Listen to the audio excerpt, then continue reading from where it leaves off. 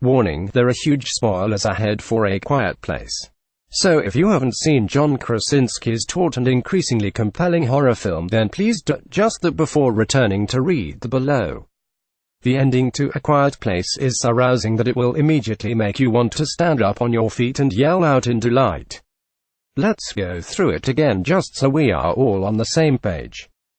This is the last warning for spoilers, because they are about to come thick and fast in the paragraph below. Are they gone? Good. So, after the death of John Krasinski, who sacrifices himself to the blind but preposterously well-hearing monsters to save his son Marcus, Noah Jupe, and daughter Regan, Millicent Simmons, the pair are trapped in a basement with the mother Evelyn, Emily Blunt, and the recently born brother as a monster closes in on them. It's at this point, though, that Regan finally sees the notes her father had been gathering about the monsters. This makes Regan realize that she can make her hearing implant give out a noise that only the monsters can hear. This frequency exposes a weakness that allows the monsters to finally be defeated for the first time since they arrived on Earth. After Regan makes the noise with her hearing aid, Evelyn kills one of them in the basement with her shotgun. The film concludes with the pair looking at surveillance monitors of two more monsters scampering to the house, Regan and Evelyn looking at each other, Regan nodding, and then Evelyn cocking her shotgun as they prepare for battle. It's very, very, very cool. I recently had the chance to speak to Millicent Simmons, who plays Regan in A Quiet Place, during which time I asked her about the ending to the film, which she insisted was actually rather hard to shoot. So much so that she started to get a little scared while doing so. The ending was very difficult.